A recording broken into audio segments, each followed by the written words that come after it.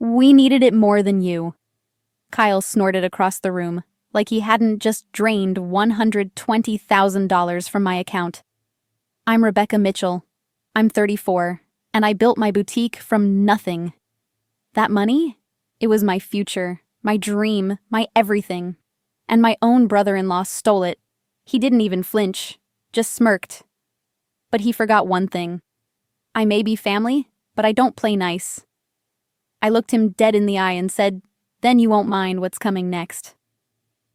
2 hours later, the cops kicked down the door. Have you ever been betrayed by your own blood?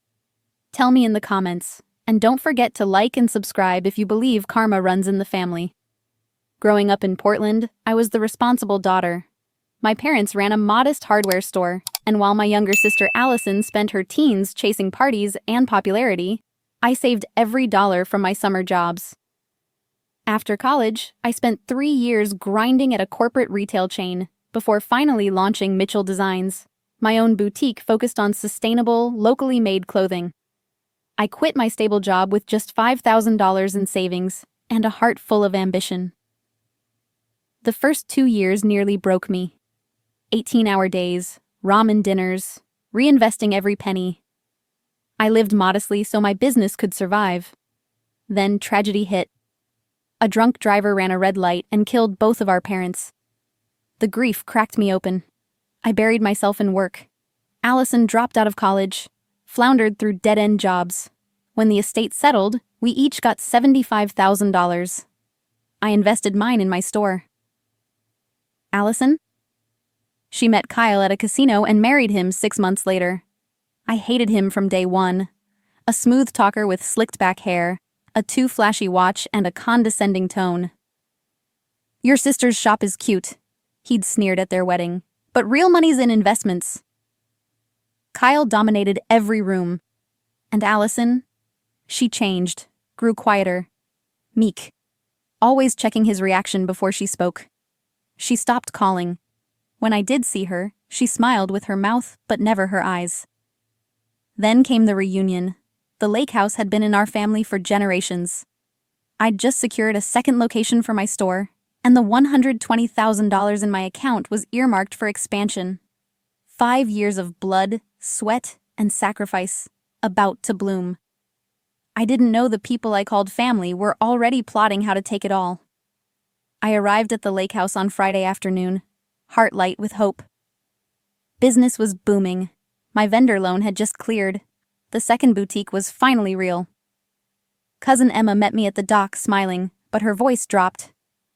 Allison and Kyle got here earlier. Just be ready. Through the screen door, I heard Kyle's voice before I saw him. Loud. Boasting. Something about a real estate flip that would double anyone's money. Allison greeted me with a quick hug, calling me Becca like old times. But her eyes darted nervously to Kyle. The entrepreneur arrives. He smirked, raising a whiskey glass. Still selling enough dresses to keep the lights on. I smiled tightly. Actually, we're expanding. Just signed the lease downtown. In this economy? He scoffed. Later that night, I went to my room to check some emails. I noticed it instantly. My laptop was moved, the cord plugged into a different port. Just slightly off. I froze. I opened it, scanned the browser history, clean. But then came the alert. New login attempt. Failed. From an unrecognized device. My gut clenched. Someone had tried to access my account within the past hour, while I was helping prep dinner. I changed every password, enabled 2-factor authentication, and locked my devices away. But the pit in my stomach stayed. The next morning I woke up to chaos. Claire, my business partner, called in a panic. "Rebecca, the vendor payment bounced. It says insufficient funds." I ran to my banking app. My fingers were shaking, checking, $0, savings, $0, business account, 0, gone, all of it, $120,000, vanished. Transferred overnight to an unknown account. It wasn't a glitch. It wasn't a hack. It was someone inside this house. Someone who knew exactly what they were doing. And my sister's husband was sitting in the kitchen sipping coffee like nothing had happened. My face must have been ghost white when I walked into the kitchen. Conversations stopped mid-sentence. My money's gone, I said, voice hollow. All of it. Uncle Robert stood. What do you mean, gone? I held up my phone. Over $120,000. Drained overnight. Transfers to an account I don't recognize. Gasps, murmurs. Emma rushed to my side. Only 2 people stayed silent. Allison, staring into her coffee, and Kyle, arms crossed, face unreadable. Have you called the bank? Emma whispered. I did, right there on speaker. The rep's voice was calm, clinical. Yes, Ms. Mitchell, several transfers occurred starting at 11:42 p.m., ending at 4:15 a.m. from a recognized device and location. A chill ran through the room. Your password and security questions were entered correctly. That hit like a punch. This wasn't just fraud. It was betrayal. Intimate, premeditated betrayal. Someone had used my laptop, my network, my access. My eyes locked on Kyle. You were near my laptop yesterday. Were you in my room? Allison jumped to his defense immediately. Are you accusing my husband? Kyle smiled slowly. Your sister's paranoid. Maybe your partner mishandled the funds. Then show us your bank statements, I challenged. If you're so financially secure. His smirk twitched. Just enough. I don't have to prove anything to you. Oh, really? I stepped forward. Because if you didn't do it, you would be screaming louder than anyone in this room. Allison's hands were trembling now. She wouldn't look at me. Kyle tightened his grip on her waist like a leash. And then he said it, cold, smug. We needed it more than you. The room erupted. Uncle Robert shouted. Emma gasped. Aunt Patricia started crying. I didn't. I was already reaching for my bag. Then you won't mind what's coming next, I said, my voice like steel. The second I grabbed my phone, Kyle lunged. You're not calling the police, he barked, reaching for my wrist. Uncle Robert stepped between us, firm. Back off, Kyle.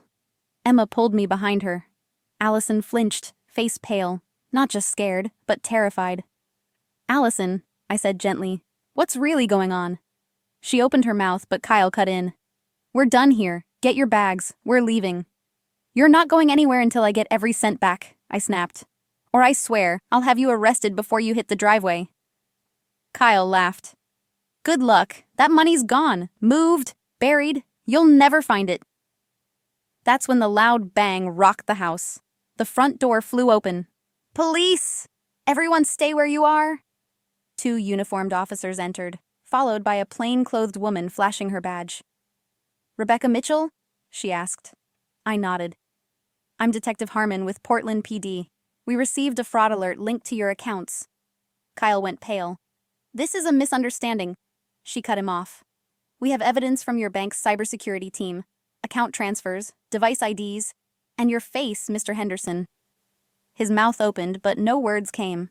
I pulled out my phone. I installed security software last year after a hacking attempt.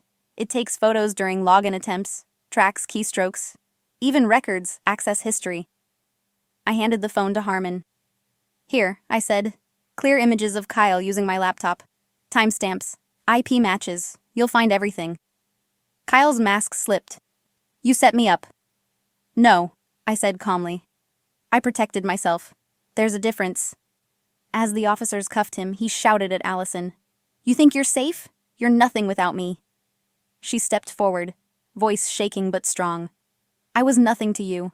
Without you, I can finally be myself again. Detective Harmon looked at me. With this much evidence, you'll likely recover most of the stolen funds. And more importantly, he won't hurt anyone else. For the first time in days, I let myself exhale. It wasn't over, but I had won the first battle. 1 month later, I stood in the soft morning light of my second boutique, open, thriving, safe. Mitchell Designs had survived, not because I was lucky, but because I was ready, because I trusted my gut, and because I refused to let betrayal define me. The bank recovered 97% of the funds. The rest, covered by fraud protection. But money was never the biggest victory. It was Allison. She moved in with me, filed for divorce, and re-enrolled in school. The shadows under her eyes have begun to fade. She laughs again. She bakes again. She's healing. She told me something last night as we chopped vegetables like we used to with Mom. You were brave for protecting what you built, Becca. I want to be brave enough to rebuild myself. And she is. Kyle pled guilty to fraud, coercion, and identity theft. He'll be in prison for a long time, but his power ended the day Allison stood up and said, "I'm done being afraid." Last weekend we returned to the lake house, not for a reunion, but a restart. The whole family pitched in to repaint, repair, and reclaim the space that almost broke us. And we made new rules. Real family protects, not manipulated. If you've ever had to cut out a toxic family to protect what you love, I see you. Drop a comment if you've ever said, enough. And if you're still gathering the courage, borrow some of mine. Because blood doesn't entitle anyone to break you. And sometimes, survival is the loudest kind of love.